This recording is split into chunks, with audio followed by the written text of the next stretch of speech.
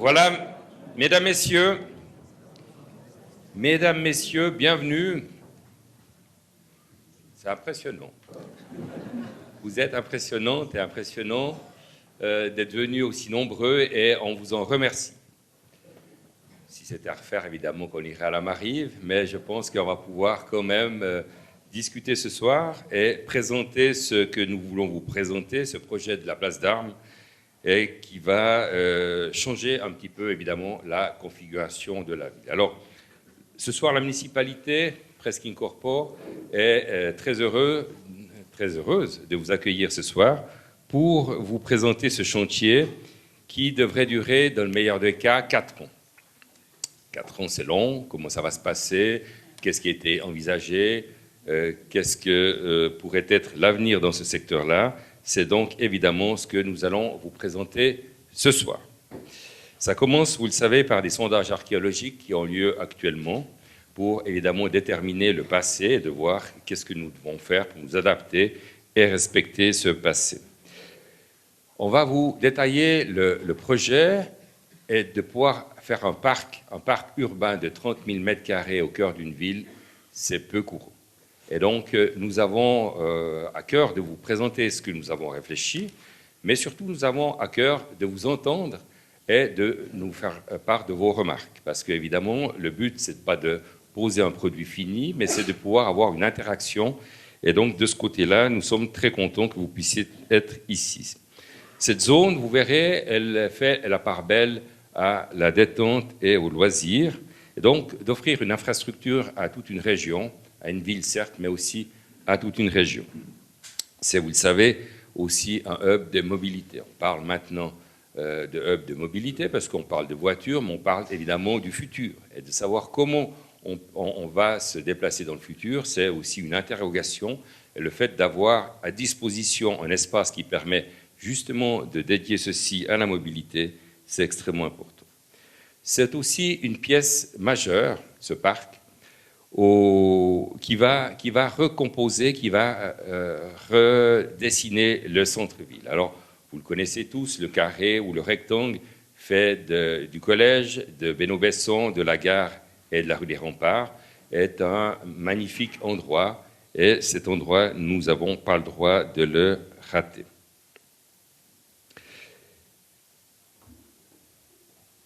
Ça va aussi placer la ville, notre ville, comme une cité qui se veut être innovante et attractive à l'échelle régionale et bien au-delà. Donc, encore une fois, nous avons des défis à relever. Les défis de la mobilité, on en parlera aussi, évidemment, l'accessibilité, mais surtout le rendu. Ce soir, vont s'exprimer les personnes qui m'accompagnent ici sur la scène. Madame la municipale, Monsieur Corba, Madame Sankovic et Monsieur Wezner, chef de service, ainsi que Monsieur Tchaka, sont à disposition pour vous répondre. Ces messieurs, dames, qui sont aussi au premier rang, municipalité évidemment, mais autres personnages, Madame Capt vous les présentera tout à l'heure et dire quelle est la partie, les gens représentant l'administration qui sont avec nous ce soir. Nous avons un défi, c'est-à-dire de pouvoir vous exprimer encore une fois ce qui va se passer, ce que nous pensons qui va se passer, et surtout pouvoir vous entendre. Et pour ce faire, on va calibrer ceci. C'est Madame Taux qui est ici présente, qui va gérer cette soirée au mieux pour que nous puissions rester dans les horaires qui sont les nôtres, à savoir 20h30, 21h. Voilà, mesdames et messieurs, sans plus attendre, je passe la parole à Madame la municipale et on aura certainement l'occasion de reprendre le débat tout à l'heure. Je vous remercie infiniment. Bien, je reprends le fil. Je vais vous faire un tout petit historique de ce projet qui n'est pas un long fleuve tranquille. Il est attendu par beaucoup depuis une quarantaine d'années et voilà, on y est. On est en train de réaliser cet immense projet. La population, vous, avez sans doute fait toutes sortes de projections sur ce que vous souhaitiez. C'est la raison pour laquelle nous avions organisé une démarche participative en 2013 pour que vous puissiez vous exprimer et manifester vos idées. Ça permettait ainsi de préparer le cahier des charges nécessaire pour le mandat d'études parallèles qui devait être lancé. Il est ressorti de cette démarche participative que vous vouliez, en tout cas nombreux voulaient, le réaménagement de la place, bien sûr, de la place d'Armes. Vous vouliez un espace vert au centre, la présence de l'eau, des interventions artistiques, une mise en valeur des bâtiments et de l'histoire, une attente de convivialité et un lieu flexible, évolutif et multifonctionnel. Eh bien, c'est ce que nous avons essayé de préparer et que nous souhaiterions vous proposer. Et puis, le concours a été lancé, on est ressorti un lauréat qui a préparé le projet, l'avant-projet, que nous allons vous présenter. C'est un projet qui n'est pas encore finalisé, c'est la raison pour laquelle vous êtes là du reste, c'est pour nous faire part de vos idées, de vos critiques, de vos remarques. Et puis, bien sûr, vous pourrez le faire après, puisque je suis certaine, vous y penserez, et que bien des choses viendront ensuite à l'esprit, et vous pourrez sans autre nous écrire, nous téléphoner, nous aborder pour nous en parler. Voilà. Vous le savez, c'est en même temps que nous préparions le dessus avec une démarche participative et un concours, on s'occupait également du sous-sol, donc du parking souterrain. Et là, il y a eu une procédure ouverte en 3 tours cette procédure a été remportée, a été adjugée au consortium Marty et Amag. Marty étant une entreprise de construction qui apporte son expertise de construction, et Amag qui est une entreprise notamment qui gère des parkings et qui apporte cette expertise-là dans ce projet.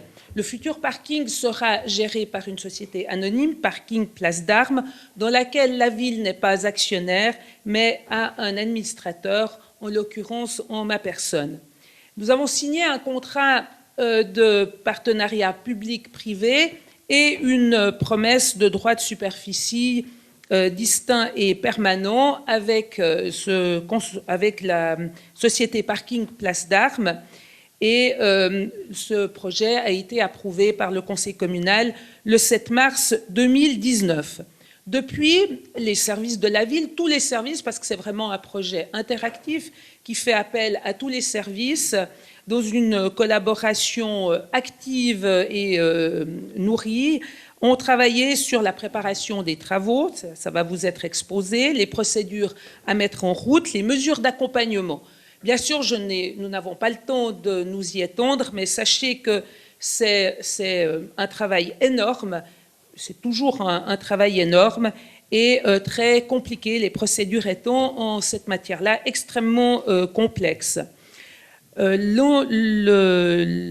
La société Parking Place d'Armes va déposer son projet, c'est plutôt Marty qui va déposer son projet, va mettre à l'enquête d'ici à la mi-avril. Et puis, comme on va vous le présenter, le chantier va s'ouvrir en avril de cette année aux extrémités de la rue des Remparts. C'est d'abord le service des travaux et le service des énergies qui vont commencer à y travailler pour remplacer les infrastructures souterraines. Ensuite, le calendrier des travaux vous sera présenté par M. Corbat. Il faut savoir que nous avons mis en place des mesures d'accompagnement qui sont assez nombreuses. Il y aura un maintien de la circulation sur la rue des Remparts, des disponibilités de stationnement avec des taux de rotation plus bas, à 2 heures plutôt qu'à 3, une réalisation du parking en 2 temps, comme cela vous sera présenté, un maintien de flux piétonniers, maintien des bus en ville. Et puis, surtout, nous avons préparé tout un programme de communication qui paraît plus qu'important dans un chantier aussi important qui va impacter autant de gens au centre, les habitants, les utilisateurs, les commerçants. Nous avons prévu des séances d'information publique comme ce soir, nous en ferons peut-être d'autres si c'est nécessaire. Des apéros chantiers seront mis sur pied dans un établissement public, des panneaux d'information sur les palissades, des pages dédiées sur le site internet. Un journal de chantier en ligne est prévu nous ferons des petites fêtes aussi. Il faut que ce soit un peu convivial pour visiter également le chantier. Il y aura un cycle de conférences en lien avec l'évolution des travaux avec des intervenants extérieurs sur des sujets ciblés. Et puis, une caméra va suivre le chantier. Et puis, enfin, nous avons prévu un médiateur, c'est-à-dire une personne qui va faire l'interface entre les services et vous, et les utilisateurs, les commerçants, qui est M. Stéphane Saudan, qui est ici, à qui je demanderai de se lever, s'il vous plaît. Voilà, qui est bien connu sans doute de beaucoup d'entre vous, qui avait une entreprise de menuiserie, c'est ça, et qui aujourd'hui a soi-disant pris une retraite extrêmement active en faisant toutes sortes de choses, mais en étant notamment notre médiateur. C'est donc lui qui recueillera vos critiques, vos remarques, vos doléances et qui nous les rapportera. Voilà, en gros, j'aimerais encore vous présenter toutes les personnes qui s'activent autour de ce projet et qui font partie de l'administration. Tout d'abord, M. Guy Corbat. Vous devez vous lever, s'il vous plaît. M. Guy Corbat, qui est chargé de mission au service des bâtiments. Madame Chantal Taux, dont on a parlé tout à l'heure, qui est la responsable communication au service général, oui, SGE, secrétariat général. Madame Vesna Stankovic, qui est chef de la filière mobilité SSP, sécurité de sécurité. Monsieur Guillaume Abetel, qui est délégué à l'économie, notre nouveau délégué à l'économie. Monsieur André Favre, qui est responsable logistique et engineering au service des énergies. Monsieur Hervé Savio, qui est urbaniste au service de l'urbanisme. Monsieur Stéphane Saudan, que j'ai déjà nommé, qui est notre médiateur. Monsieur Jean-Jacques Jobin, qui est chef de la filière des grands projets au service des bâtiments. Et puis, nous sommes accompagnés de M. Thomas Tchaka, qui est chef du service des bâtiments, de M. Julien Wessner, qui est chef du service de l'urbanisme, de M. Pascal Pitet, commandant de police, de M. Sandro Rosselet, qui est le chef de service des travaux, de M. Pierre-André Junot, qui est le chef de service GECOS. Voilà, il y a quelques municipaux, M. Jean-Claude Ruchet, M. Pierre Desmontet, M. Marco Burkhardt, et voilà. Et Mme Carmen Tanner qui va nous rejoindre. Voilà, ces présentations étant faites, je passe la parole maintenant à M. Corbat qui va vous présenter le projet.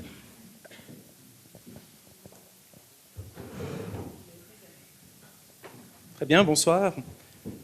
Donc le but de la présentation ce soir, c'est de vous renseigner sur l'état du dossier. Donc il y aura vraiment 3 grands chapitres. On va déjà vous présenter le travail effectué depuis le feu vert du Conseil communal qui a eu lieu le 7 mars 2019, le travail qui est en cours, le travail qu'on doit encore effectuer jusqu'au dépôt des enquêtes publiques, et puis bien sûr, Mme Gloria Capton a parlé, les mesures d'accompagnement que la ville a mis en place pour répondre effectivement à 4 années de chantier. Donc on le voit, depuis le 7 mars, où le Conseil communal a validé, je dirais, le financement des études et puis surtout le contrat partenaire public-privé, on a eu plusieurs démarches administratives. C'est clair qu'il y a eu aussi un délai référendaire qui a été prolongé. On a dû faire des enquêtes liées à la désaffectation du domaine public. Et puis ces enquêtes ont eu lieu, je dirais, de mi-juillet à mi-août. Et les partenaires ont pu se retrouver autour d'une table, effectivement, à la mi-octobre. Assez rapidement, le but, comme on l'a dit, on a vraiment quelqu'un qui s'occupe du dessous, quelqu'un qui s'occupe du dessus. C'était déjà effectivement de pouvoir donner les impulsions et puis que la ville donne aussi ses lignes directrices. Donc c'est plusieurs types de contraintes, on le voit sur ces schémas. Il y avait tout simplement des contraintes liées au réseau bus, le maintien du bus, une volonté aussi de pouvoir profiter d'un espace de pleine terre le long de l'avenue de la Gare, tout simplement pouvoir mettre en place des arbres majeurs. Et le long des remparts, on sait qu'il y a une zone assez sensible, une bande archéologique, voilà tout simplement l'histoire qu'on voulait préserver. On va devoir effectivement la sonder mais c'est clair qu'on ne voulait pas intervenir avec le parking. Donc on le voit, des contraintes au niveau du dessus, des contraintes au niveau du dessous, et ça nous a permis quelque part de faire l'implantation définitive de ce parking. Ça nous a permis de faire l'implantation définitive également des éléments, je dirais, de surface, à savoir les bassins. C'est vrai que c'est la démarche participative, il y avait eu cette demande de pouvoir profiter de grands plans d'eau. Donc ces bassins viennent se poser, on profite quelque part de la stabilité et puis de la dalle du parking pour poser ces éléments. Et ça nous permet aussi de redessiner un nouvel axe pour la rue des Remparts, dont la future cote est posée à 21,50 m.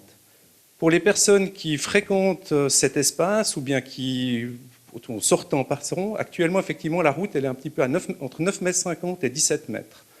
Donc on le voit, le projet futur prévoit effectivement d'éloigner la rue des Remparts et puis tout simplement de pouvoir profiter effectivement de ce front bâti pour offrir un nouvel espace, une sorte de prolongation du centre-ville.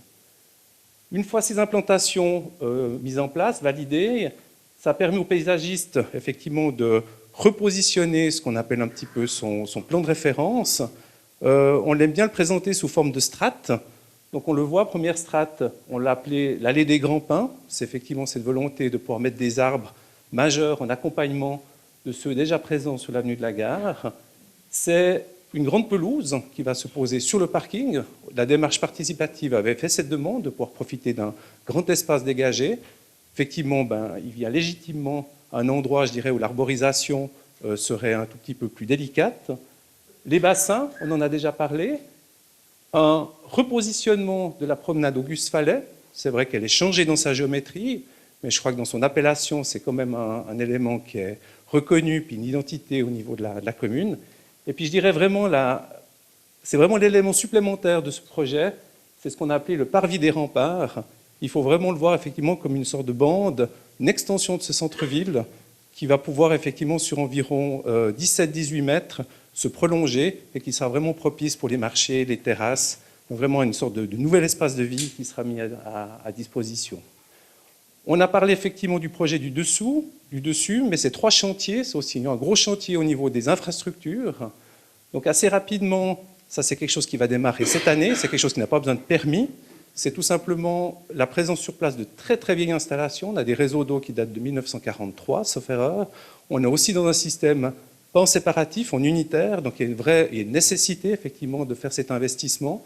On le fait de suite, parce qu'effectivement l'idée c'est de ne pas tout cumuler les chantiers, et puis il va falloir aussi un tout petit peu dégager la surface, parce qu'avant de faire un trou pour venir insérer un parking, c'est clair qu'il y a aussi un travail de déviation qui doit être mis en place, ça concerne surtout l'électricité. Voilà un tout petit peu les études en cours, maintenant qui vont être menées jusqu'au dépôt des enquêtes publiques. C'est tout un travail aussi sur la circulation. Ma collègue, Mme Stankovic, vous parlera de la circulation au niveau de l'entier du centre-ville. Sur la place, première mesure, une zone de rencontre. Donc volonté effectivement de permettre le transit au niveau des remparts, par contre à 20 km/h. Donc priorité aux piétons, l'espace entier redevient piéton, et puis volonté aussi de redonner clairement, je dirais, un espace pour le 2 roues, donc des pistes cyclables tout à fait adaptées pour le transit.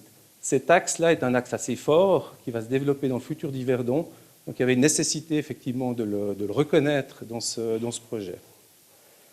C'est aussi tout un travail qui va se mettre en place, on appelle ça des thèmes, des thématiques de développement. Premier thème, la programmation, une volonté effectivement de pouvoir utiliser effectivement cet espace. On les a rassemblés sous forme de thèmes, on va appeler ça journalier, on voit, c'est de la restauration. C'est vrai qu'il y a déjà des choses en place au niveau du TBB, l'idée de remettre des buvettes. C'est aussi des terrasses, on le voit, qui vont pouvoir se développer. Bien sûr, des aires de jeu, du loisir, de la détente. Ça, c'est quelque chose qui était au centre des demandes de la démarche participative. Deuxième thème qu'on appelle mensuel, c'est la présence des marchés. C'est vrai que les marchés ont lieu le mardi. L'idée est de continuer. Il y a aussi la possibilité finalement de l'étendre. Eux, ce sera surtout le parvis et la promenade Auguste Fallet qui vont être utilisés. Et puis, bien sûr, de l'événementiel, c'est déjà sur place. Donc, c'est tout simplement des fêtes, des concerts, des manifestations. Tout ça, effectivement, est en train d'être encore testé. Donc, il y a encore des petites adaptations qui doivent être faites par rapport à la qualification de cet espace. Des thématiques aussi liées à la biodiversité, végétation, choix des arbres, une volonté effectivement tout simplement de maintenir alors l'arborisation en place. On pensait bien qu'on va devoir la changer en grande partie, mais tout simplement effectivement de pouvoir rééquilibrer ce qui est abattu avec des replantages, la perméabilité des sols, essayer effectivement de laisser l'eau partir à la terre. Travail aussi sur le mobilier urbain, ça c'est plutôt dans l'accompagnement du service de la voirie, des travaux, qui a effectivement le but de prolonger aussi dans des matériaux durables et puis dans les thématiques du moment. Gros travail aussi sur les équipements et les infrastructures, on l'a vu pour les fêtes, besoin d'électricité, travail aussi sur la lumière, pollution lumineuse, c'est vrai que là on va essayer de tester des modèles, je dirais, pour d'avoir des éclairages dynamiques, un équilibre à trouver entre le sentiment d'insécurité et puis bien sûr le besoin, je dirais, de pouvoir baisser un petit peu ses consommations. On a osé mettre une caméra, c'est vrai que c'est des thématiques qui sont complexes, mais c'est des thématiques du moment, donc ça illustre bien qu'on sera effectivement dans tous les enjeux qui sont ceux des services au jour le jour. La culture aussi, ça a la démarche participative avec la volonté de mettre en place un concours, une animation culturelle assez rapidement. On vous l'a dit, c'est aussi un gros travail d'encadrement, ce projet. Donc cet encadrement, je vais passer rapidement parce que Mme Cap les a pratiquement déjà tous cités, de la communication, c'est vrai, besoin d'informer, besoin de pouvoir anticiper, de pouvoir vous donner, de remonter des informations, le travail de médiation qui a été décidé, effectivement aussi l'accessibilité à la place. Sur 4 ans, on ne veut pas effectivement dire aux gens c'est un mauvais moment à passer, mais vous verrez, dans 4 ans, ce sera magnifique, ça doit rester un lieu de vie. Donc finalement, aussi l'attractivité de la place. Pour ceux qui le fréquentent, c'est vrai qu'il y a le jardin japonais, il y a des places de jeu, la volonté peut-être de faire des places de jeu provisoires, de quand même considérer ça comme des occasions peut-être de déplacer des choses, de tester certains éléments, de rendre aussi tout simplement la traversée. On ne veut pas avoir une grande enceinte de chantier et puis tout simplement quelque chose d'infranchissable. Il faut que ça reste quand même un centre, un espace au centre de la vie d'Yverdon.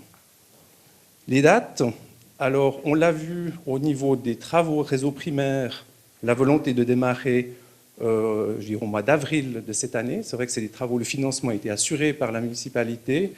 On n'a pas besoin d'enquête pour faire ces éléments. Le début du parking souterrain, donc pris en charge par le groupe Marty-Amag, il sera fait à l'été 2021. Aménagement de surface plutôt printemps 2022. Ouverture du parking en 2023. Et puis si tout se passe bien, on espère qu'à l'été 2024, pouvoir faire une belle fête pour l'inauguration de cette nouvelle place. C'est aussi tout un volet administratif. Donc c'est clair qu'on vous présente ce soir, on est un petit peu à bout touchant de ce qu'on appelle l'avant-projet. Maintenant, la municipalité, je crois qu'on est aussi là pour être à l'écoute. Ces projets maintenant vont devoir être validés afin de pouvoir mettre à l'enquête printemps de cette année. Au niveau de l'adoption, on a aussi des plans d'affectation. Donc ça, le but, c'est aussi d'arriver de manière très très claire, on va faire des enquêtes simultanées. Donc c'est de pouvoir effectivement aux personnes qui veulent s'approcher du dossier, d'avoir toutes les informations en même temps. Si tout se passe bien, on retournera vers le conseil communal au printemps 2021 avec une demande de financement pour l'aménagement de surface. Bien sûr, les dates mentionnées prennent en charge aucune remarque et aucune opposition au permis. Ça, on verra effectivement si on va dans cette optique. Rapidement, on le voit, je vais peut-être passer assez rapidement, mais le chantier, effectivement, demande un phasage. Donc, on vous parle effectivement qu'au mois d'avril de cette année, on va démarrer des travaux.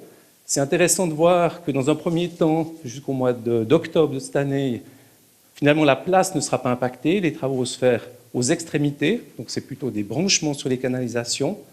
Et puis, à partir, je dirais, de la fin de cette année, on a réellement la rue des Remparts qui se met en chantier. À partir de là, on va tester effectivement une circulation unidirectionnelle sur la place pour un tout petit peu alléger, je dirais, la charge de trafic et puis mettre en place des mesures au niveau de l'avenue de la Gare, parce que le but, c'est pas que les voitures passent tout sur l'avenue de la Gare.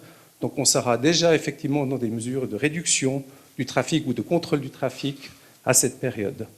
S'ensuit après, vous voyez, la construction proprement dit du parking.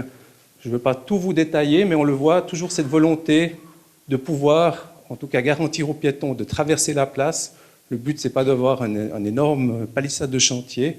Donc effectivement, on essaye de décortiquer tous ces sous-phasages, que ce soit effectivement avec des parkings provisoires qui passent de ce côté, qui reviennent de l'autre côté. Donc il y a vraiment ce travail un tout petit peu d'étapage qui doit nous permettre de croire que la place va rester un petit peu vivante et ça restera quand même toujours un lieu de rencontre.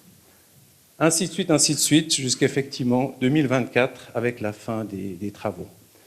Je vais passer la parole à Madame Stankovic pour la partie plus en lien avec le trafic et puis si jamais on est à disposition pour les questions après.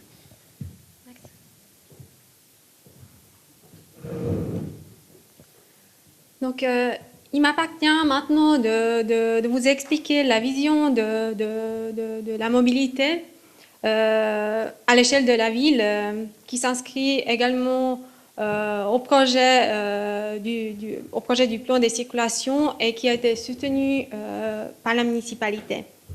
Je rappelle juste qu'il s'agit d'un projet crucial pour la ville, le réaménagement de la place d'Armes, et qui nous permet de répondre aux objectifs déjà définis dans les projets d'agglomération de la première et de la deuxième génération, à savoir redonner la priorité aux piétons sur les espaces publics au centre de la ville, valoriser l'espace public, améliorer les conditions de circulation des transports publics autour de la gare et dissuader le trafic transit au centre de la ville. Juste avant d'entrer dans les mesures concrètes que je vais vous présenter après, c'est juste de vous présenter sur une carte, de dézoomer la situation et de vous présenter à l'échelle de la ville cette vision globale. Donc ce que vous voyez là, les ronds violets, ce sont des quartiers et le trafic transit entre les quartiers devra être encouragé sur les axes parallèles comme par exemple la route de contournement, la rue du Midi, et l'avenue des Sports. L'accessibilité au secteur Gare Lac devra se faire par l'ancienne douane et la rue de l'Industrie, et l'accessibilité au centre de la ville, donc aussi par les axes principaux, et après par les axes transversaux, notamment par la rue des Moulins et la rue des Casernes qui sera mis en sens unique. Sur ce schéma-là, ce qu'on voit, ce qui est quand même important, ce qui est important de dévoiler aussi le quai de la Thielle qui sera mis en double sens. Ça va être un axe également prioritaire pour pouvoir valoriser l'espace public sur la rue de Neuchâtel. Donc maintenant, on entre dans le vif du sujet, donc les mesures concrètes autour du parking place d'Armes. Tout d'abord, il y a la création de la zone de rencontre, ce qui a été déjà expliqué par mon collègue M. Corba. Donc, qu'est-ce que ça veut dire? Donc, ça, c'est la limitation, enfin, c'est la limitation à 20 km à l'heure. On donne la priorité aux piétons et ça nous permet de valoriser l'espace public, cet espace public urbain convivial où on pourra créer des terrasses le long de la rue des Remparts du côté du front bâti. Donc, cette mesure-là, en vue de diminuer le trafic transit, de modérer le trafic et de diminuer le trafic transit, sans les mesures d'accompagnement, aura un impact négatif sur l'avenue de la gare.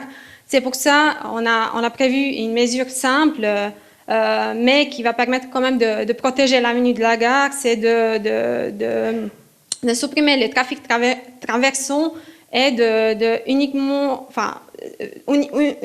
de donner la priorité aux bus, mais tout en accédant pour la dépose minute pour le trafic individuel motorisé. La troisième mesure, c'est la rue de l'Ancien Ston, qui deviendra une rue uniquement pour les transports publics et la mobilité douce. Et cet espace public, de nouveau valorisé, ce cheminement valorisé, va nous permettre de connecter donc le site historique et le lac. Et ensuite, il y a des mesures comme vous voyez là, le carrefour à feu, à l'intersection l'ancienne douane et la rue des Remparts, qui va permettre plutôt de maîtriser le trafic transit et de pouvoir prioriser les bus. Également, pour le fonctionnement, il y a aussi ce carrefour-là où on interdit le mouvement tourné à gauche. Donc ça, c'est uniquement pour améliorer le fonctionnement depuis goulets de casino. Et la dernière mesure, c'est à l'étude, c'est la fermeture du goulet de casino qui est actuellement à l'étude. Il n'y a rien encore qui était validé, mais ça, c'est aussi, ça pourrait être une mesure aussi afin de diminuer le trafic de transit au centre de la ville. Je vous remercie pour votre attention. Voilà, mesdames et messieurs, je pense qu'on peut les applaudir.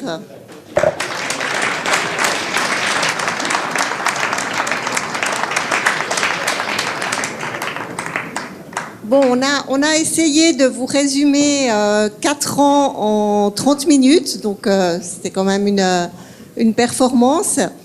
Voilà, maintenant on va passer à la partie des questions. Donc ma collègue a un micro et on va prendre les questions. On va essayer de faire circuler le micro.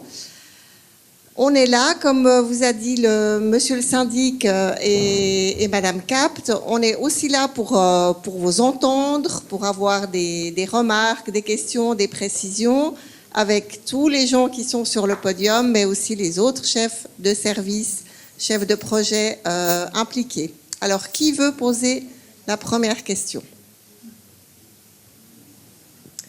Alors, ici, madame.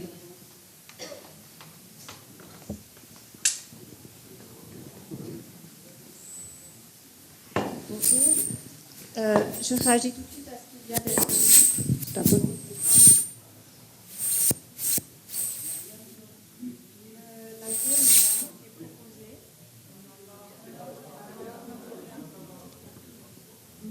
La zone 20 qui est proposée, vous m'entendez? Donc la zone 20 qui est proposée sur la rue des Remparts, si j'ai bien compris, elle est soulignée dans le dernier rive sud, enfin pas le dernier, elle est soulignée par le service de sécurité comme étant particulièrement favorable dans un milieu avec un faible trafic automobile. Or, j'ai du mal à comprendre comment, dans la rue des Remparts, qui serait le seul point d'accès et de sortie d'un parking de 1000 places, il va y avoir un faible trafic automobile. Voilà. Oui. Je pose la question, est-ce que le service de sécurité a prévu quelque chose pour ces malheureux piétons qui vont tâcher de passer, parce que la zone 20, pour l'instant, devant la gare, on ne s'y sent pas vraiment en sécurité non plus. Alors, madame Vesna-Slibovic va vous répondre. Je vous remercie pour cette question. Effectivement, peut-être que j'ai pas tout expliqué. L'objectif, c'était quand même de viser 4000 véhicules pour pouvoir avoir cette zone de rencontre et de chercher les mesures autour qui vont dissuader le trafic. C'est pour ça que j'ai montré donc la vision globale à l'échelle de la ville. Donc la municipalité s'est engagée en tout cas de chercher ensemble avec nous ces mesures-là pour pouvoir diminuer, en tout cas enlever ce trafic traversant le trafic transit dans le centre de la ville. Parce que comme on a expliqué avant, ce trafic transit entre les quartiers devra être encouragé sur les axes parallèles comme la route de contournement, la rue du Midi et l'avenue des Sports. Et l'accessibilité au centre va rester juste l'accessibilité donc dans cette poche-là et au parking. Donc, on devra, théoriquement, on ne devra pas avoir le trafic transit. C'est pour ça qu'on cherche derrière les mesures d'accompagnement. C'est pas le trafic, c'est l'accès, c'est 1000 places. Exactement. Donc, la fermeture de l'ancien stand enlève déjà 3000 véhicules sur la rue des Remparts. La fermeture du goulet de casino, pour l'instant, ce n'est pas une mesure encore validée, mais pourra aussi enlever une grosse partie du trafic. Donc, pour l'instant, c'est à l'étude. On a un soutien fort de la municipalité de ce côté-là. Et on cherche ensemble des mesures à dissuader le trafic, comme on a déjà dit. Vous ne dissuadez pas les automobilistes. Attendez, madame, s'il vous plaît, vous avez posé une question, on vous répond. Alors, monsieur Pittet va aussi vous répondre. Je n'ai pas eu de réponse, excusez-moi. Voilà, bonsoir madame. faut se projeter aussi dans l'avenir. La situation va changer, mais Mme Stankovic vous le dira peut-être, avec les reports de charges qui sont différents aussi. Souvenez-vous, M. Roslem le soufflait, ça n'a jamais aussi bien marché pendant l'Exo. On était en zone 20, les remparts étaient magnifiques. Souvenez-vous de ceci. Et donc, il faut se projeter maintenant à 80 prochains. Le trafic sera différent sur les remparts avec les mesures qui ont été citées précédemment. Je t'en prie, Vestin. Complémenter. Je pense qu'on a déjà tout dit avec ces mesures-là. Donc, voilà, l'objectif, c'est quand même d'arriver à ces 4000 véhicules. Donc, et de pouvoir accéder quand même au parking en mettant le trafic transit sur les autres axes.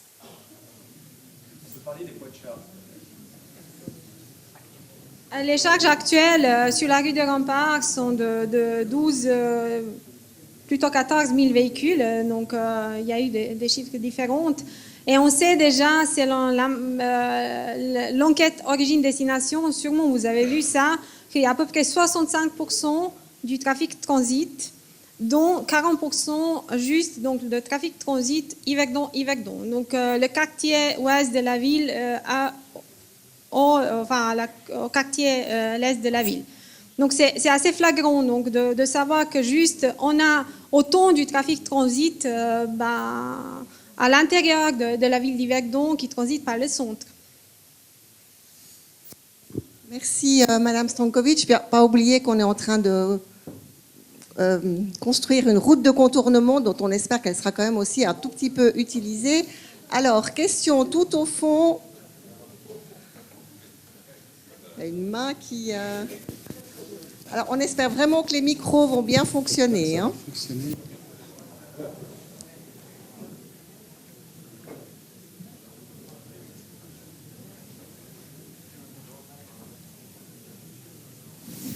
Non. Alors,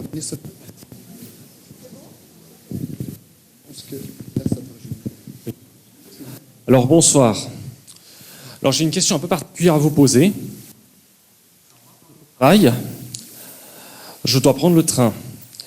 Et puis moi, comme pas mal de personnes, vu que j'habite à la périphérie, je rejoins la gare à vélomoteur. Et puis justement, je suis directement concerné par ces travaux. Parce que moi, je stationne juste à l'endroit justement qui va être en travaux.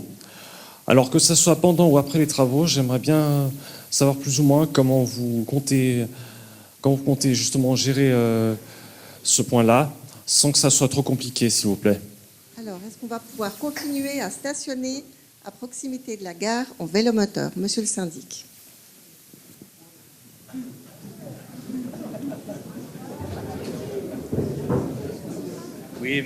Oui, mesdames, messieurs, bien sûr qu'il va falloir continuer à pouvoir vivre, à pouvoir stationner, vélomoteur, vélo.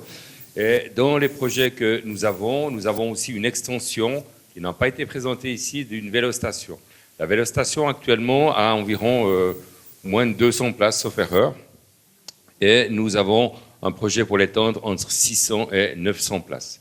Donc une part belle aussi à la mobilité douce, qui sera intégré ou qui serait en partie intégré dans un bâtiment qui s'appelle Front-Gare, qui est un bâtiment qui est complémentaire à ce qui vous est présenté ici, qui est dans le périmètre de l'Office du tourisme, de la Poste et de la Raiffeisen. Donc, pour répondre à votre question, bien sûr, monsieur, qu'on devra répondre à cette question, et vous aurez des solutions de remplacement pendant les travaux et des solutions qui seraient plus confortables après les travaux.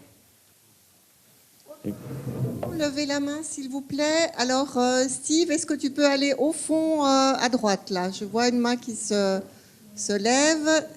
Si vous pouvez faire circuler le micro. Merci beaucoup. Oui, Olivier Jacquier, bonjour. Une petite question, vous avez parlé qu'on allait reporter la circulation sur la route de contournement, sur la rue du Midi et sur l'avenue des Sports, près du lac William Barbet. Quelles sont les mesures d'accompagnement qui seront mises en place dans le cadre de ces rues? On sait que la route de contournement elle est pénétrante, mais je m'adresse, vu que je viens du quartier des Prés du Lac, qu'est-ce qui va se passer quand on sait qu'actuellement, à la rue des Prés du Lac, en soirée, le feu à William Barbet, avenue de Grandson, fait des colonnes jusqu'au début de la rue des Cygnes, suivant comment? Merci. Alors, je crois que c'est encore pour Madame Stankovic. Je vous remercie donc pour cette question-là. Effectivement, ça c'était aussi un des objectifs de protéger le quartier près du lac. Avec ces mesures-là, je ne sais pas si vous avez vu quand même que depuis l'avenue de Grandson, donc la circulation va se concentrer plutôt sur quai de la Thielle et puis ancienne douane. Donc, en ce qui concerne les mesures, vous dites les mesures pour utiliser donc la route de contournement. Il y a tas de mesures au niveau de la gestion des carrefours. On aura des contrôles d'accès à la sortie de l'autoroute. C'est pas l'idée non plus. Ça fait partie du plan de circulation et c'est pas l'idée non plus de vous dévoiler, en tout cas d'expliquer tout, parce qu'il y aura une séance d'information justement pour le plan de circulation. Mais on a quand même une équipe compétente. On s'appuie aussi des bureaux d'études. On a déjà une idée des mesures d'accompagnement, on va chercher encore, mais de toute façon, ce qui est sûr, le trafic, en tout cas près du lac, doit être protégé du trafic traversant. Et la route de contournement, ça c'est sûr, cette route-là doit être utilisée. Merci beaucoup. Une autre question? Levez bien la main. Alors, je crois que j'en ai une ici. Oui, Philippe Lebay, si j'ai bien compris, vous me corrigez si je fais erreur, la municipalité donc n'est pas actionnaire de parking place d'Armes. Est-ce que cela ne pose pas un problème, car chacun sait que ce sont les actionnaires en général qui prennent les décisions fondamentales dans une société?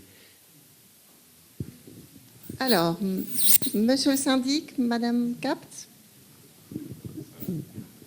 Merci. En effet, on n'est pas actionnaire, c'est une négociation qui s'est faite avec le groupe Marty-Amag. Par contre, on a négocié pour avoir une place au conseil d'administration. Donc la ville a une place au conseil d'administration, ce qui permet d'avoir un œil sur l'exploitation du parking. Mais au fond, la ville n'avait pas pour vocation d'exploiter non plus le parking. Cependant, nous pensions qu'il était utile d'avoir quand même un œil sur ce qui se passait de cette façon-là. Voilà, c'est une négociation, un contrat qui était passé dans ce sens. Voilà. Alors, mesdames et messieurs, d'autres questions? Levez la main. Là au fond, Steve, merci beaucoup. Daniel Cochon, conseiller communal et membre de Stop au bouchon. Quand je regarde ces deux cercles violets, ils représentent pour moi deux pôles de la ville qui essayent de se rencontrer. Il y a des gens qui partent de la gauche, qui vont à la ferme, par exemple, à la plaine, et il y a d'autres gens qui partent de l'autre côté et qui viennent manger dans un restaurant de la rue des Hutins. Donc ça, c'est une vie d'Yverdon, une vie sociétale. La grande question qu'on a tous là derrière, et il faut bien que quelqu'un la pose, c'est du moment qu'on fera 2 trémilles à la rue des Remparts, qui sont destinées à nous permettre de gagner l'étage d'en dessous, à savoir le giratoire qui permettra d'entrer dans le parking. Le compte de Mme Stankovic est vite fait, 14 000 véhicules actuels qu'elle voudrait limiter à 4 000. Il y en a 10 000 dont une partie pourra peut-être passer par d'autres endroits, et je l'espère pour M. Jacquier, en aucun cas à la rue des Prés du Lac qui est déjà surchargée.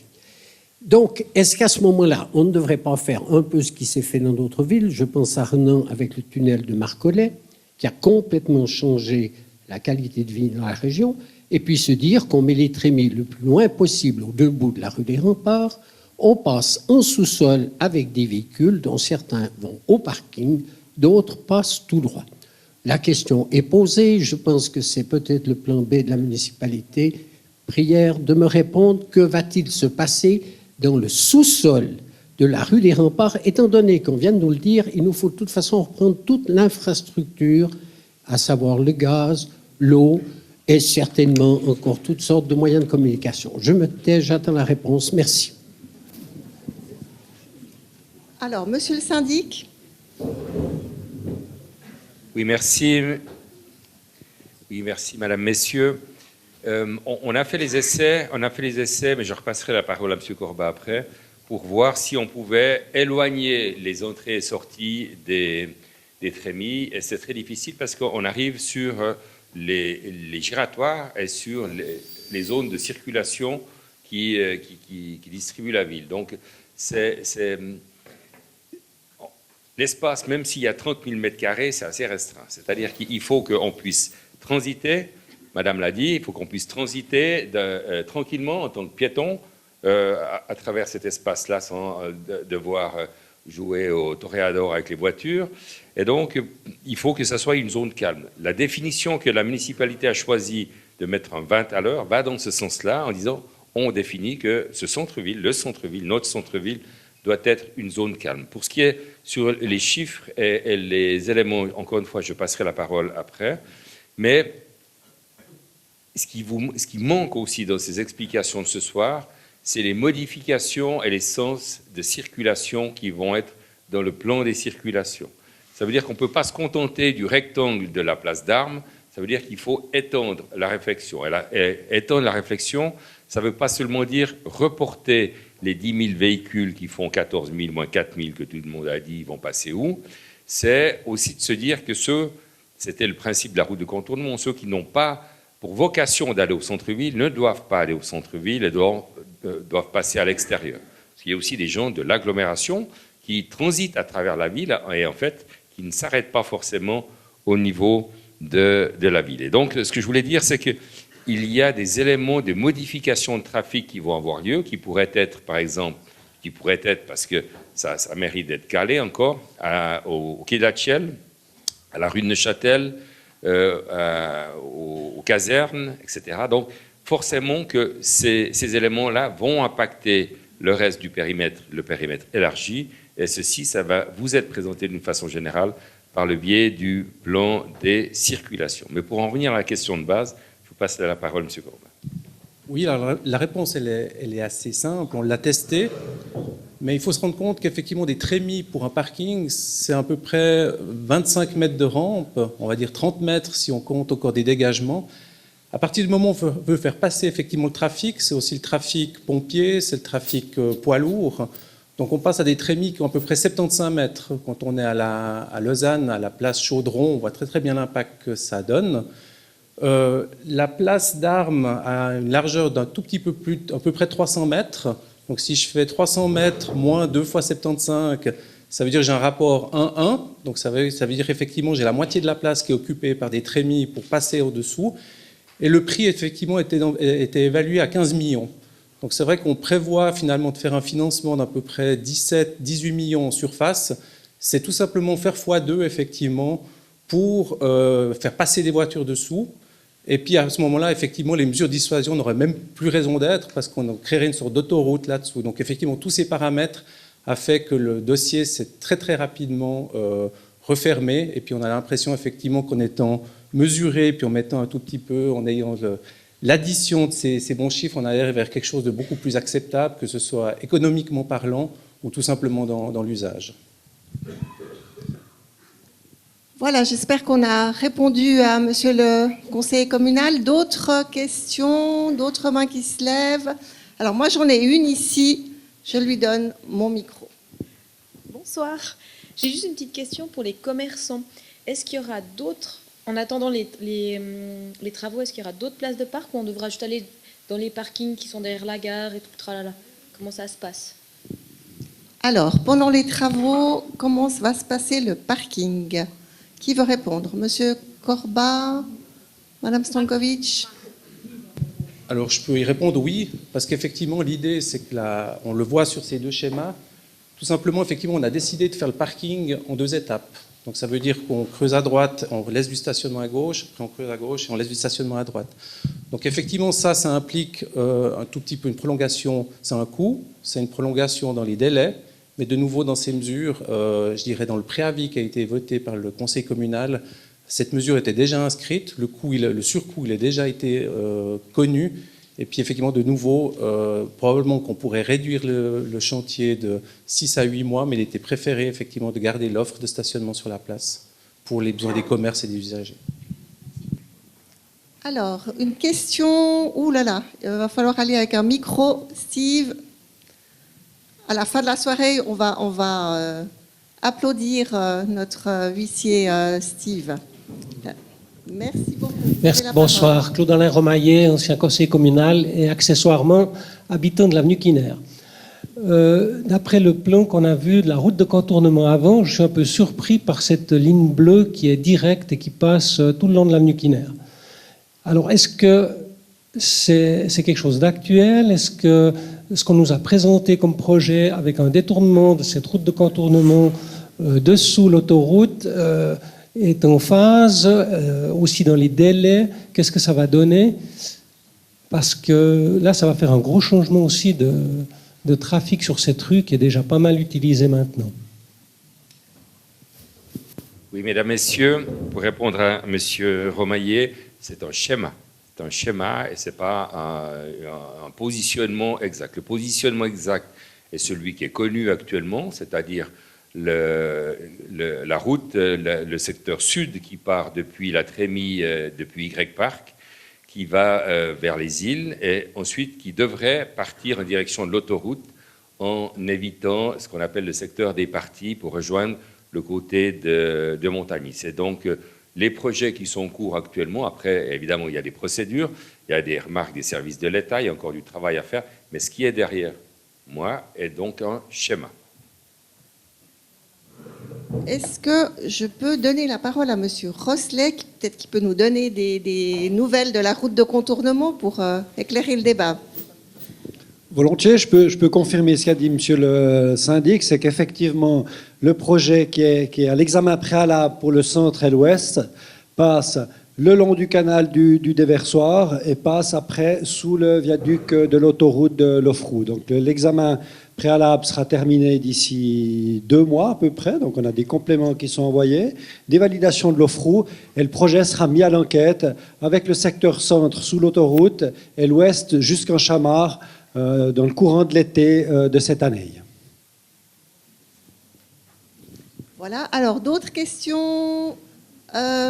Steve a déjà quelqu'un et ensuite on revient un petit peu devant. Bonsoir. Afin d'encourager les citadins à prendre les transports publics pour soulager la ville des voitures, est-ce qu'il est prévu d'alléger le prix des transports publics? Parce que 3 francs pour 3 arrêts, c'est très cher, c'est plus cher que Lausanne. Certaines personnes âgées ne font pas plus de 3 arrêts avec des caddies, etc. et des poussettes. Ceci afin d'éviter que les gens se parquent à la Coop et à la Migros, et aussi éviter que les gens partent en Chamard parce qu'ils en ont marre de tourner sur place. Merci.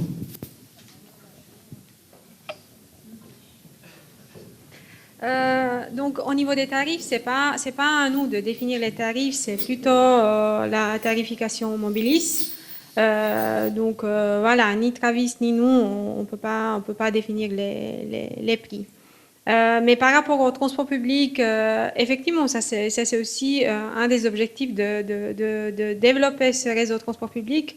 Je ne sais pas si vous avez vu qu'un préavis a été déjà publié pour demander donc un crédit de 100 000 francs pour développer un plan directeur des transports publics où on va améliorer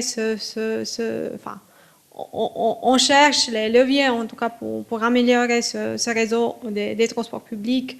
Afin d'inciter les gens d'utiliser un peu plus. Est-ce que c'est pas possible de diminuer le prix ou qu'on ait une carte du gouvernement pour aller en ville sans payer? Alors, monsieur le syndic. Oui, merci Madame, Monsieur.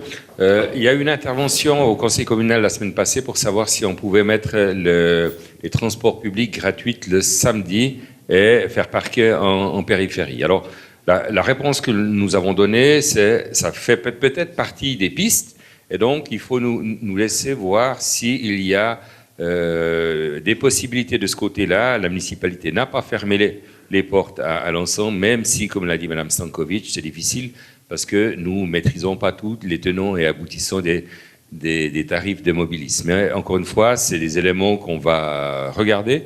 Vous faites la remarque ce soir, on a eu une question au Conseil communal, donc c'est des éléments qui sont en tout cas notés, qui sont peut-être pertinents.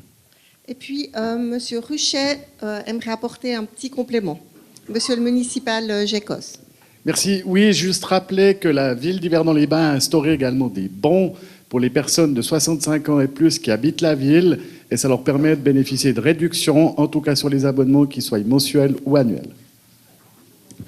Voilà, merci pour la précision. Alors, une question ici.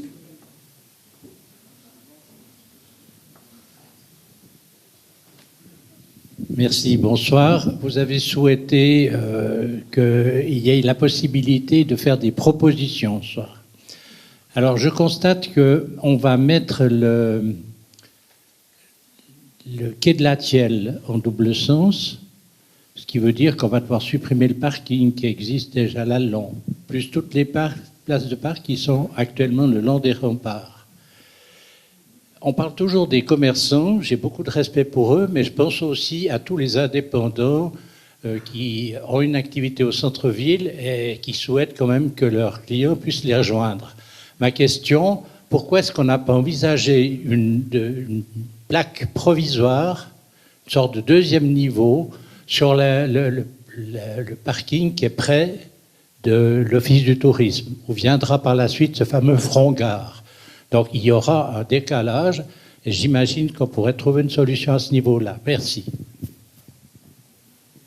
Monsieur le syndic. Oui, merci, mesdames, messieurs, monsieur Bury. Alors, on prend note de votre remarque, puisque, comme vous l'avez dit justement, c'est pour pouvoir entendre les différentes idées qu'il peut y avoir ce soir. Je précise peut-être que le bâtiment dit front-gare est dans la situation suivante. Nous sommes en train de finaliser une convention avec les deux régies que sont les CFF et la Poste pour pouvoir lancer une étude sur tout ce périmètre-là. Alors évidemment, ça ne va pas se construire avec effet immédiat, bien sûr, mais l'idée étant d'avoir un bâtiment pour pouvoir y mettre pas mal d'activités. Il y a des cinémas, il y a le service de la culture, il y a le musée de la mode, il y a tout un programme qu'on n'a jamais réussi à mettre quelque part dans cette ville et qu'il serait bien de pouvoir trouver. Donc, c'est des discussions qui sont relativement avancées avec les deux régies et donc de voir si on fait un parking provisoire, voire une galette supplémentaire sur le parking, si j'entends bien, pour avoir des surfaces supplémentaires. Ces messieurs des services ils diront, disons, l'opportunité ou non. Mais évidemment que si nous supprimons des places de parc, eh bien, il faudra qu'on voie comment on peut compenser ou répondre aux attentes des gens. On est toujours dans une situation un petit peu embarrassante dès qu'il faut supprimer des places de parc, notamment dans le secteur centre et surtout pour les commerces. Et donc, c'est une attention permanente que nous avons là-dedans. J'en profite quand même pour dire que le bidirectionnel sur le quai de la Thielle n'est pas validé en soi. Ça fait partie des études, ça fait partie des éléments qui sont globalement en réflexion, comme une modification sur la rue de Neuchâtel aussi. Et donc, ça doit passer encore des stades de validation au niveau des services avant de pouvoir être présenté d'une façon, disons, plus ferme au niveau de la municipalité. Merci, monsieur le syndic. Alors, levez les mains. Voilà, le micro arrive. Oui, bonsoir, monsieur l'homme. Raymond Breu. Je reviens sur la présentation qui a été faite concernant le transit. Il y a une diminution de transit voulue pour les travaux, 14 000 à 4 000. Donc, le report de ces 10 000 va se faire au bord du lac, rue du Midi et les Trois Lacs. Maintenant, est-ce que ce report, est-ce qu'il est temporel pendant les travaux? Parce que je viens d'entendre aussi qu'il y a l'étude de la fermeture du goulet du casino. Je pense que c'est entre le restaurant du Château et la maison d'Ailleurs. Si c'est le cas, les gens arriveront là en cul-de-sac depuis la rue de la Plaine. Je ne vois pas d'autre solution pour les gens au bout de la Plaine de remonter les Philosophes et de passer par la rue du Midi et l'avenue des Trois Lacs. Donc, ils ne repasseront pas par le bord du lac. Alors, j'aimerais savoir si c'est temporaire, cette volonté de tirer sur l'extérieur de la ville la circulation de transit, parce qu'il ne faut pas oublier que parallèlement à ce que l'on prévoit pour Yverdon, le canton est en train de prévoir et en train de discuter concernant la route de transit Mato et Pende. Cette route sera fermée pendant 2 ans et demi pour des travaux. C'est actuellement en discussion au Grand Conseil. Donc, il est fort probable que dans les 3 ans à venir, le chantier sera ouvert aussi dans ce secteur, ce qui va dire que tout le report du trafic extra-régional par rapport à Yverdon, ça sera soit Orbe, soit par Yverdon. On a déjà eu un exemple il y a 2 ou 3 ans. Il y a eu la fermeture aussi de cette route pendant la correction du pont qui est à la sortie de Suceva. Et je peux vous dire que la rue du Midi, puisque l'avenue derrière des Trois Lacs n'était pas très en fonction, on a senti la différence. Et ce n'est pas forcément des petites voitures de touristes qui passent. Hein. Donc j'aimerais savoir quelle est la perspective d'avenir, la volonté de la municipalité de concentrer sur l'extérieur, ça a été aussi dit par monsieur le syndic tout à l'heure, de tirer sur l'extérieur, les extérieurs de la ville. Et je pense qu'on vient aussi saturer. Alors, Madame Stankovic, très sollicitée ce soir. Je vous remercie pour cette question.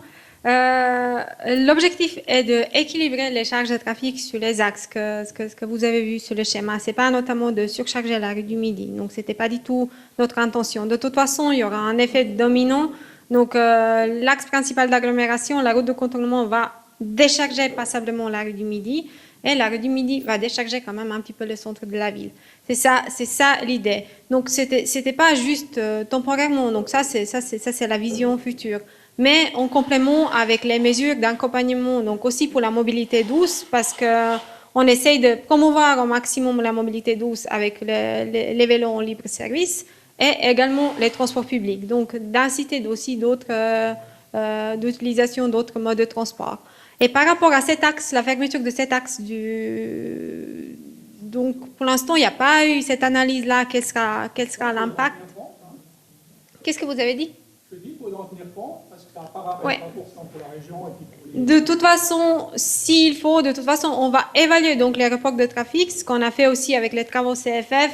Et au moment où il y a une surcharge de trafic, ça c'est clair qu'on doit prévoir les mesures d'accompagnement, même en lien avec les transports publics, comme on a dit, c'est pas le but. On peut pas juste saturer le réseau. Donc, on va faire tout ce qui est nécessaire pour éviter ce report du trafic. Alors, je vois que nos 2 députés au Grand Conseil se sont concertés.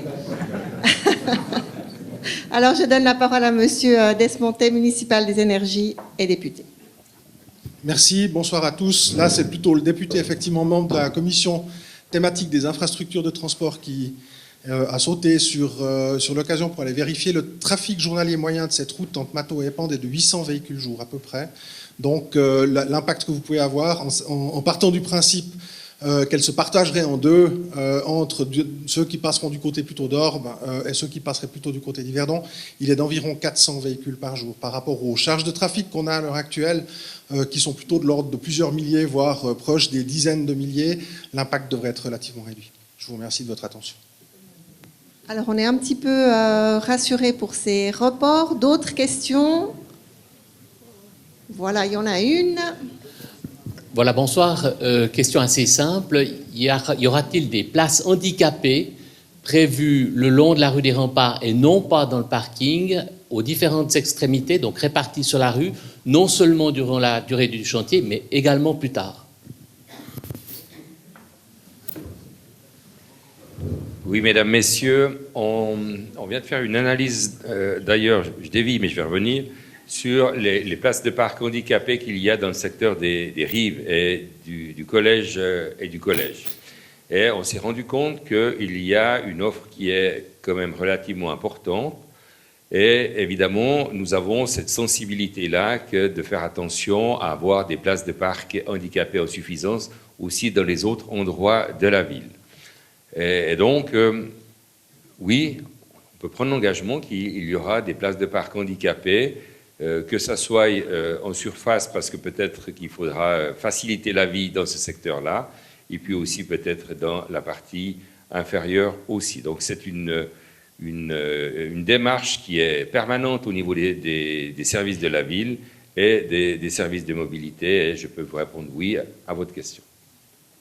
Alors, mesdames et messieurs, on a encore un quart d'heure, 20 minutes avant de passer à l'apéritif. Alors, on va prendre la question de monsieur, parce que je crois qu'on l'aura tous bien mérité. Hein. Merci. Raymond Clavel. Juste, j'ai deux questions. La première question, on parle toujours de la route de contournement, donc qui passe sous les voies de chemin de fer. Quand est-ce qu'elle va être opérationnelle? Ça, c'est la première question. Et puis la deuxième question, c'est que pendant le chantier, il va y avoir bien quelques centaines de camions par jour. Où est-ce qu'ils vont passer? Alors, je vais me concentrer sur la plus facile. L'ouverture du premier tronçon de route de contournement serait en octobre 2020, donc cette année. Et puis pour ce qui est des camions, messieurs, vont passer où? On va peut-être donner la parole à M. Tchaka, responsable, chef du service des bâtiments. Alors oui, bonsoir. Pour ce qui est de la circulation des camions, je dirais tous les paramètres du chantier ne sont pas encore connus. Et puis différentes voies sont étudiées maintenant pour l'évacuation des terres qui vont devoir quitter le centre-ville vers la périphérie. Donc ça reste des volumes d'excavation qui sont quand même, somme toute, même si on a un parking d'une certaine envergure, des volumes qui restent raisonnables en comparaison avec d'autres chantiers que nous avons vécus à Yverdon, comme le Collège des Rives, où les volumes d'excavation étaient également très importants. Pour la route de contournement, on a aussi eu des évacuations. Pour l'instant, cette évacuation, on n'a pas encore de cheminements qui sont connus. C'est quelque chose qui est en cours d'étude avec l'entreprise Marty, qui doit justement aussi, dans le cadre de l'analyse et du dépôt de la mise à l'enquête, nous arriver avec un concept qui concerne ces évacuations. Mais évidemment qu'un soin particulier est apporté à cette analyse. Voilà, je sens que parce que j'ai parlé de l'apéro, tout à coup il y a moins de questions, mais il y en a une ici. Bonsoir. Je suis un petit peu colo. Et puis je me demande pourquoi il y a du gaz. Parce qu'il y en a déjà aux Rives, parking des Rives. Je sais qu'à Cossonay, il y a des tuiles qui sont faites avec le photovoltaïque et puis aussi les parois des bâtiments en photovoltaïque. Pourquoi aux Rives, il y a du gaz? Et la steppe, il y a du gaz. Puis là, on met du gaz à quelque part. Puis dans des bâtiments où il y avait du mazout, on remet du gaz. Est-ce que vous comprenez ma question?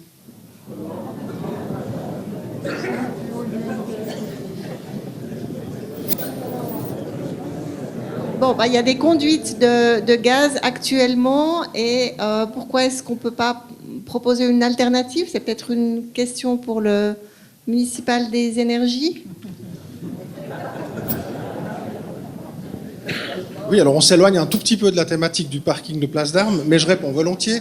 Aux Rives, l'essentiel du chauffage est fait par un système de chauffage à distance chauffé à basse enthalpie, ça s'appelle, chauffé par les rejets de chaleur de la station d'épuration.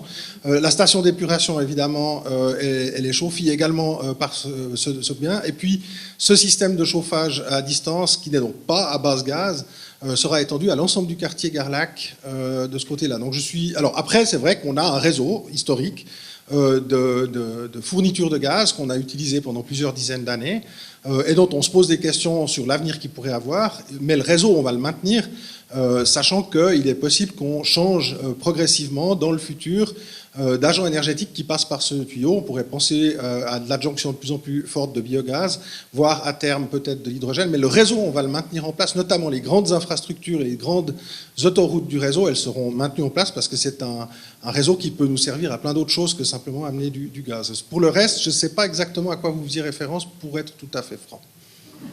Alors peut-être que vous en discuterez au moment de l'apéro, justement. Est-ce qu'il y a encore des questions par ici, au fond? Steve, maître du micro. Merci, bonjour, bonsoir.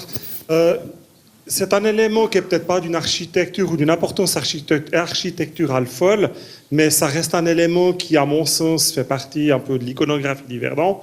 Je ne l'ai pas vu apparaître sur les plans ni sur les images que vous avez faites. Qu'advient-il du kiosque à musique qui se situe actuellement derrière le théâtre Benoît Besson?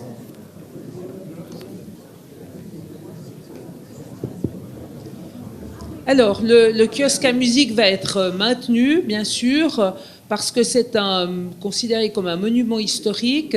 Nous sommes actuellement en train d'étudier son positionnement. Il y a plusieurs possibilités, celle de rester plus ou moins où il est à l'heure actuelle. Vous le voyez sur cette photo, cette projection, par exemple là.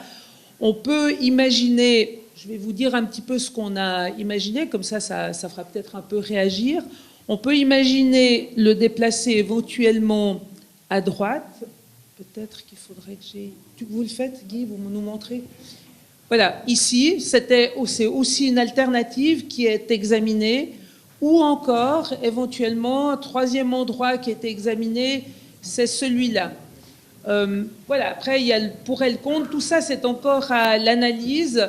Pourquoi peut-être que le troisième endroit n'est pas le plus propice, c'est qu'on envisage de faire on envisage d'utiliser on envisage ici de pouvoir utiliser cet espace-là comme une scène pour des concerts, par exemple, et que les gens puissent se tenir là pour des concerts, peut-être en plein air l'été. Donc, c'est peut-être pas le meilleur endroit non plus, mais c'est à l'étude. Bon, ça risque finalement, il risque de rester là, ou plus ou moins à quelques centimètres de l'endroit où il est à l'heure actuelle. Voilà.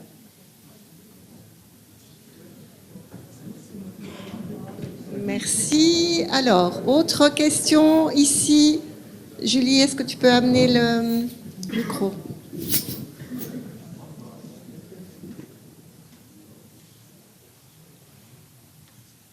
Bonsoir. Je voulais juste poser la question. Vous ferez une place de jeu pour les enfants? Alors.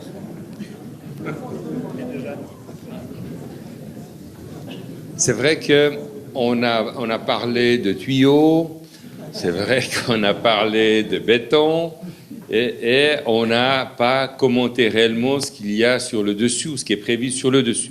Alors, on y va, M. Tchaka, et puis j'essaye de donner 2 ou 3 informations. On commence par la droite, peut-être. Dans ce secteur-là, il va y avoir des jeux pour enfants. C'est déjà là pour répondre à votre question. Et puis, il est prévu aussi de pouvoir avoir des endroits pour se détendre. Il y a aussi des endroits pour jouer au ping-pong, pour avoir des jeux le long de l'avenue de la Gare. Voilà. Des balançoires, évidemment, de tout un programme classique, évidemment, qui sera beaucoup plus dense que ce que nous avons actuellement. Et puis, pardon ? Oui, on me souffle qu'il y aura de la pétanque. Voilà. Et donc, on peut considérer que le long des grands arbres, il va y avoir donc toute une série de jeux possibles. Et puis, évidemment, une dosification d'édicules qui seront autour de ce qui pourrait être l'emplacement du kiosque à musique derrière Benoît Besson. Et puis, nous réfléchissons aussi comment animer les 2 grands cheminements qui relient la gare, celui-là et l'autre à côté, pour éviter d'avoir un grand bout droit, un no man's land comme ça. Et ceci, c'est encore des réflexions que nous avons avec les différents services. Donc, il y a vraiment une mixité extrêmement forte. Il y a donc ces grandes zones d'eau. Il y a des arbres, il y a de la verdure, il y a des places pour les concerts, il y aura des places pour les enfants, pour les jeux, il y a des places pour se reposer, pour prendre un peu aussi. Et donc, on redonne cet espace qui est maintenant couvert de bitume et de voitures à un espace de verdure, un poumon de 30 000 m² au cœur de la ville. J'aimerais encore ajouter quelque chose avant qu'on nous pose la question. C'est, oui, pendant les travaux, le jardin japonais, évidemment, n'existera plus, donc il n'y aura plus de jeux.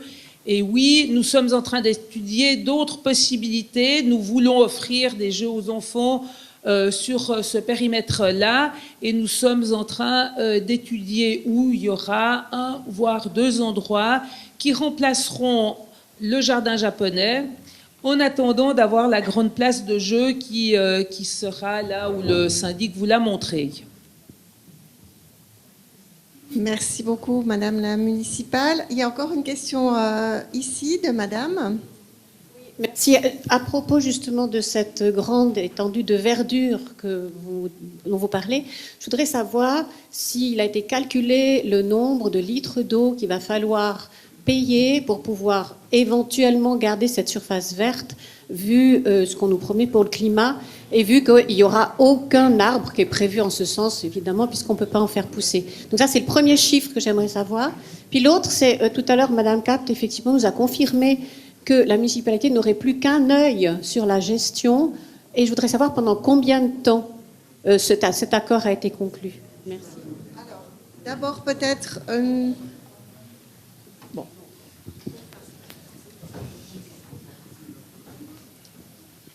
Voilà. Pour ce qui est du calcul de l'eau, évidemment, je ne vais pas vous le donner, je ne vais pas vous dire combien il faut d'eau pour arroser cette surface. On a beaucoup de zones vertes dans notre cité, on a cette chance-là, et ça fera partie de l'ensemble des prestations du service des travaux d'une façon générale. Quelquefois, vous savez, il pleut aussi, naturellement. Et donc, on n'est pas toujours obligé d'arroser parce que des fois, ça se fait un tout petit peu naturellement et puis ça se passe bien.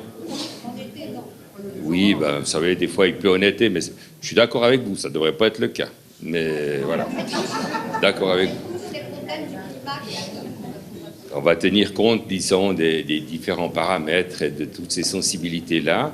Et puis, l'autre question, c'était, oui, le contrat. Le contrat, eh bien, nous avons fait un contrat compliqué, qui est un partenariat, je vais te passer la parole, un partenariat public-privé et un DDP, qui est une double difficulté et qui définit les relations contractuelles que nous avons avec notre partenaire. Mais puisque Mme Capt a les textes sous les yeux, le plus facile, c'est que je lui passe le micro.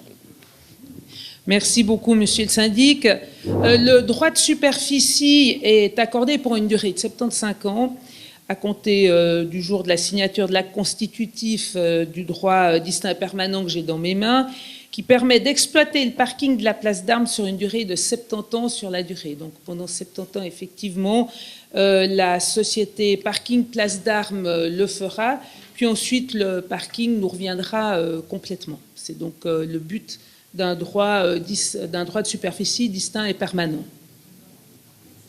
Je vais peut-être juste demander par rapport à cette préoccupation climatique à Monsieur Roslet, chef du service travaux et environnement, parce qu'il y a effectivement toute une réflexion sur comment on va végétaliser cette place et puis comment on va choisir des essences qui, le cas échéant, supporteraient le réchauffement climatique. Monsieur Roslet.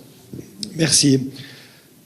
Alors effectivement, c'est un gros challenge pour nous maintenant, mais c'est un challenge pour tout le monde de sélectionner les espèces, les familles d'arbres qui vont pouvoir résister avec un horizon de planification à 2100. Donc on sait construire un parking, on sait faire des travaux spéciaux, du béton, on a des projections sur le trafic, mais concernant la végétation, c'est un petit peu plus compliqué maintenant.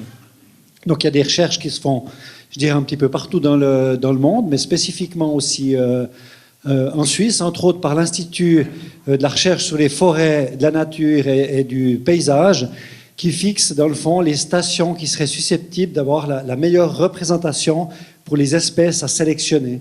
Donc on avait déjà fait un travail en 2004 en interne avec mon collègue Gilbert Bossier, qui avait sélectionné et proposé à la municipalité des arbres, donc le renouvellement de notre patrimoine arboricole, de telle manière à ce que ces espèces puissent continuer à se développer dans un milieu qui est assez difficile au niveau de la ville. Il y a le changement climatique, mais il y a toute la pression urbaine sur ces arbres qui est pas évidente.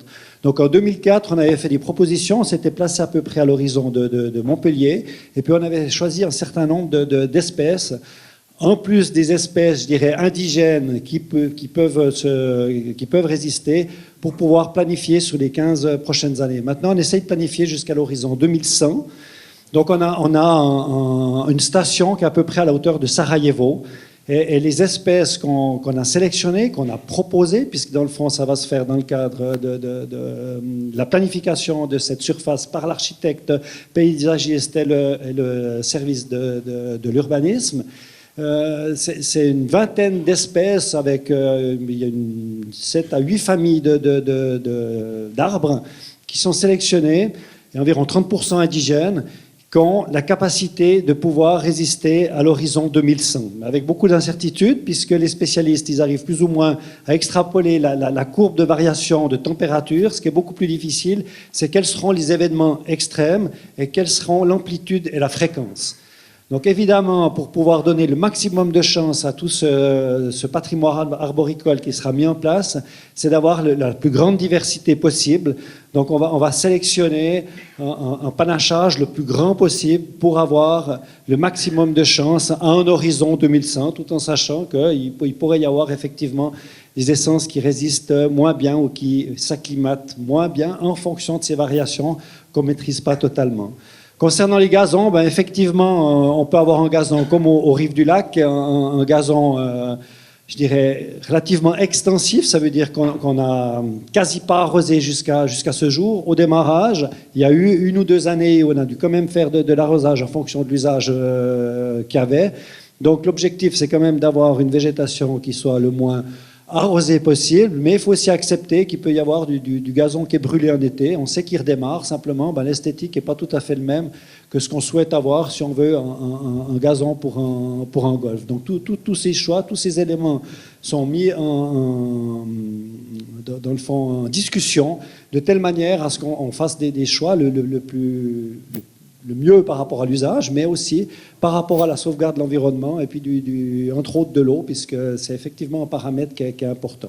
Il y a aussi des éléments qui sont en discussion, c'est est-ce qu'une partie de l'eau, dans le fond, qui va tomber sur ce parking, qui ne sera pas forcément absorbée, qui pourrait être drainée et récoltée et stockée, pourrait être utilisée pour des éventuels arrosages, si on veut, des zones de gazon qui sont intensives. Et puis, il y aura quand même un peu d'arrosage automatique. On sera obligé, au démarrage, pour les nouvelles plantations, les premières années, pour donner le maximum de chance à ces plantations, il faudra quand même les aider à pouvoir croître les 4-5 prochaines années, mais avec des quantités d'eau qui sont très faibles, puisque c'est du goutte à goutte, et c'est des faibles quantités. Voilà. Merci, Monsieur Rosselet. On va prendre encore une dernière question ici, Madame. Merci, bonsoir. Je voulais savoir s'il y a des mesures d'accompagnement qui sont dédiées aux habitants de la rue des Remparts par rapport au bruit en fait du chantier, par rapport à la place des parkings pour ceux qui ont fait un macaron pendant les travaux et aussi après les travaux, donc où est-ce qu'on pourrait garer une voiture avec un macaron. Merci. Alors, qui veut répondre à cette dernière question pratique? Madame Stankovic. Donc, je pourrais répondre uniquement pour le stationnement, mais après, il y a eu la question pour le bruit. Donc, ça c'est quelque chose que je laisse quand même M. Guy Corba. Donc, pour le stationnement, comme vous avez vu, et M. Le Syndic il a expliqué, donc il y a le chantier en 2 phases du parking Place d'Armes, et donc il y a une partie qui est gardée, donc on a diminué donc la durée du stationnement, donc de 2 heures à 3 heures, mais aussi on garde pour les résidents donc qui ont des macarons. Donc ça on a pris déjà en compte tout ça. Donc.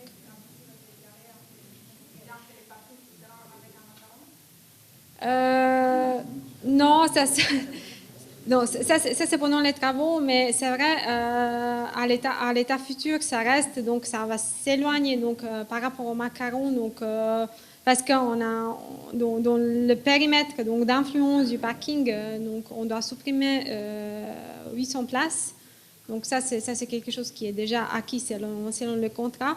Mais par contre, autour, enfin hors de ce périmètre-là, on va assurer donc les places pour les résidents. Bon, ça va s'éloigner un petit peu, mais en tout cas c'est ça ce qui est prévu.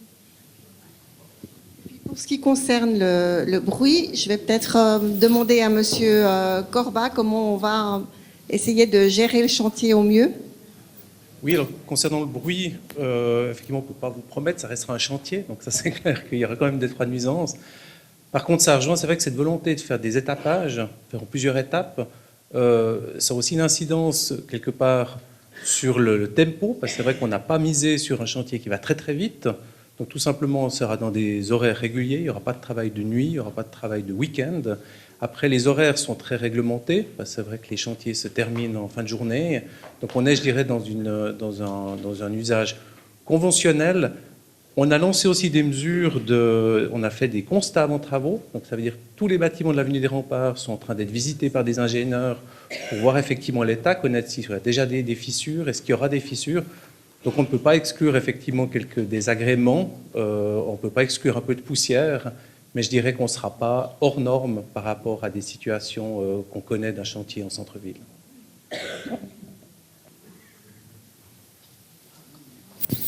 Alors, mesdames et messieurs, voilà, on a été quand même tous impressionnés à la fois par votre affluence. On vous remercie beaucoup d'être venus ce soir. Il y aura d'autres séances d'information. On voit qu'il y a un besoin. Et on va aussi, comme l'a dit Madame Capt, multiplier les mesures de communication sur le site de la ville, sur les supports comme Rive Sud, et certainement à l'occasion d'autres séances. Je crois que Madame Stankovic peut déjà commencer à travailler sur la séance plan de mobilité, parce que ça suscite vraiment beaucoup d'intérêt. Et pour la conclusion, juste avant l'apéritif qui nous attend à Lola Mania, je cède le micro à Monsieur le syndic. Oui, merci Madame Taux. Merci infiniment Mesdames, Messieurs. Merci de votre intérêt, merci de votre présence, merci de vos questions aussi. Sachez que c'est pas parce que ce soir tout le monde n'a pas pu s'exprimer parce que c'est difficile, parce que vous êtes beaucoup, que ça s'arrête là. Vous êtes toujours les bienvenus. Vous pouvez nous contacter, vous pouvez contacter les services. Essayez de ne pas faire couler dans les premières semaines Monsieur Saudan, mais il est là aussi pour nous aider, pour vous aider. En tout cas, je pense que nous pensons au niveau de la municipalité que nous avons un beau projet. On a envie de le faire, on a surtout envie de le faire avec vous. Amenez votre sensibilité aussi, vos questions, vos interrogations, et peut-être qu'on va arriver à avoir un résultat final, on l'espère, qui sera magnifique. Merci à vous, excellente soirée, et on vous invite à l'apéritif. Merci beaucoup.